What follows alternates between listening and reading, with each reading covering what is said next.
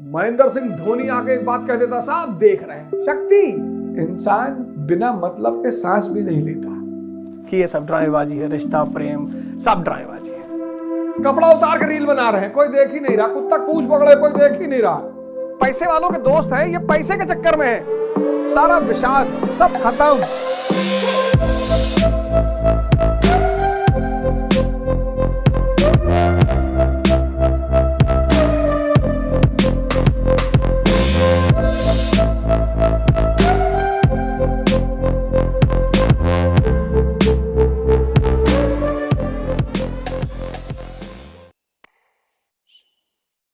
आज अगर Indian government कह दे कि 2024 से जो लोग आईएएस बनेंगे उनको कोई वेतन नहीं दिया जाएगा, ना कोई सुविधा दी जाएगी, घर व्यवस्था सब उनको खुद से करना पड़ेगा, सिर्फ राष्ट्रवाद पर नौकरी करेंगे, वो राष्ट्र के लिए सेवा करेंगे, कल से सब तैयारी बंद।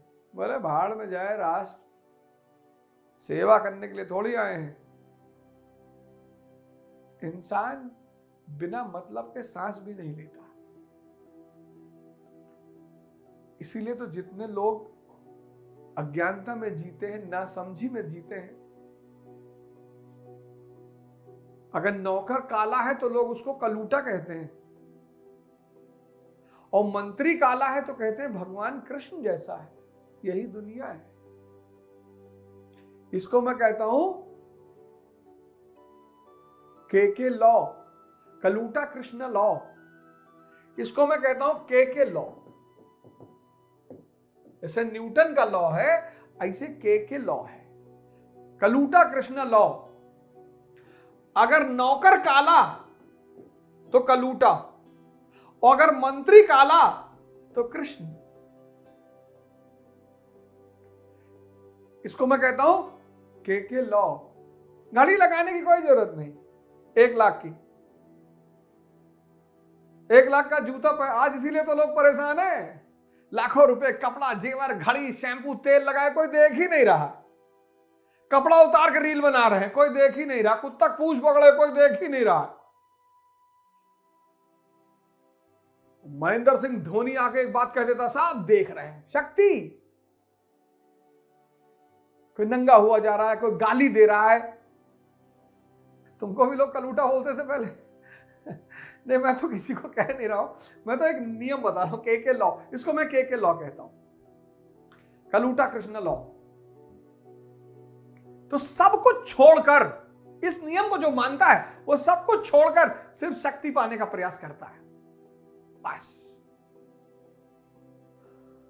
अगर तुम सबके फायदे के हो तो सब तुम्हें पूछेंगे। अगर तुम किसी के फायदे के नहीं हो, तुम्हें कोई नहीं पूछेगा। अब लोग क्या करते हैं, अब अगर आज प्रधानमंत्री मोदी जी हैं, सब लोग मोदी जी को लिख रहे हैं, मोदी का परिवार प्रधानमंत्री है, सब मोदी का परिवार, सब मोदी का परिवार। बहुत लोगों ने अपने ही मां बाप को ले आकर अनाथालय में रख दिया है, वृद्धाश्रम में रख दिया है। लेकिन अब मोदी जी पद पे बैठे हैं ना, सबके फायदे के हैं। वो जो वृद्धाश्रम में लोग हैं, उनका भी तो कोई परिवार होगा, नहीं होगा? अब वो किसी फायदे के नहीं रहे। जब भी तुम्हारा मन भटके, मैं और अपनों के खेल में, यह सिद्धांत मैं बता चुका हूं, जब भी तुम्हारा मन मैं और अपने के खेल में भटके, किसी वृद्धाश्रम चले जाना, सारा डाउट खत्म हो जाएगा, सारा संशय, सारा विषाद सब खत्म। एक से एक कहानियां सुनने को मिलेंगी। भैया हमारा 2 फ्लैट था, मकान था, 20 बीघा जमीन थी, फिर हमने सब बेटे बहू के नाम कर दिया, फिर वो लोग लाके हमको यहां छोड़ गए कि पापा तुम्हारे घर में रहने से बहुत डिस्टरबेंस होती है।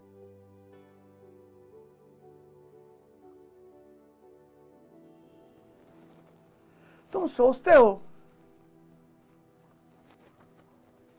कि कोई तुम्हें प्रेम क्यों नहीं करता। अरे प्रेम लोग भगवान से भी इसीलिए करते हैं क्योंकि वो ओमनी प्रेजेंट है, ओमनी प्रोटेंट है, ओमनीसिएंट है। अगर ये तीनों क्वालिटियां भगवान की खत्म हो जाए, ये पब्लिक भगवान को गाली देना शुरू करते हैं। ये किसी से प्रेम नहीं करता। है ही कहां? कौन सा प्रेम?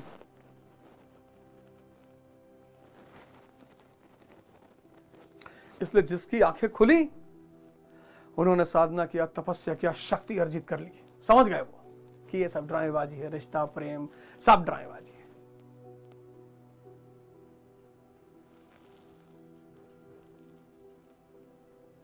अगर प्रेम कुछ होता तो हिजड़ों को भी शादी होती। उसमें भी बहुत सारे लंबे लंबे गोरे गोरे चिकने चिकने होते हैं। भाव होता है। इंपॉर्टेंट ये नहीं है कि तुम कौन सा धर्म फॉलो कर रहे हो, इंपॉर्टेंट ये है कि तुम धर्म को फॉलो कर रहे हो। और जो धर्म के रास्ते पर नहीं चलेगा, उसकी जिंदगी में अशांति, दुख, तनाव, पीड़ा, इसके सिवा कुछ होगा ही नहीं। ये तो स्पष्ट है। धर्म का जो काम है, अब मैं सोचता हूं कि स्वामी विवेकानंद जी उपनिषदों पर इतना क्यों दबाव डालते थे। बृहदारण्यक उपनिषद कितनी बात, बड़ी बात कहता असतो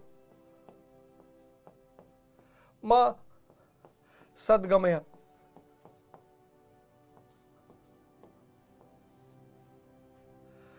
असतो मां सद्गमय। असत्य से सत्य की तरफ ले चल, यह धर्म का काम है। असत्य से असत्य,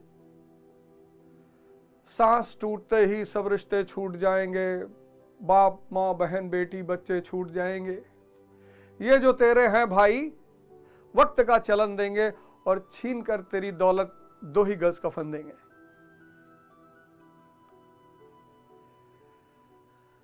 असतो मां सद्गमय, जो असत्य का जीवन सब जी रहे हैं, उससे सत्य की तरफ। तमसो मां ज्योतिर्गमय। तमसो मां ज्योतिर्गमय, अंधकार से रोशनी की तरफ। जो भी इंद्रियों पे जी रहा है, सेंसेस पे, उसको जीवन का पता ही नहीं। नहीं तो सिद्धार्थ हम सब राजा बनना चाहते हैं, इन्होंने राजशाही छोड़ दी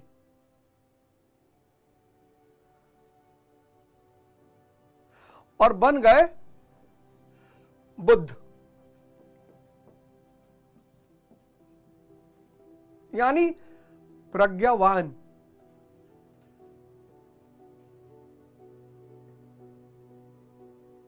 असत्य, जिनके पास पैसा नहीं है वो बहुत दुखी हैं कि यार हमारा कोई रिश्तेदार नहीं, हमारा कोई दोस्त नहीं है। उनको ये दिखाई नहीं पड़ रहा है कि जो पैसे वालों के दोस्त हैं ये पैसे के चक्कर में है।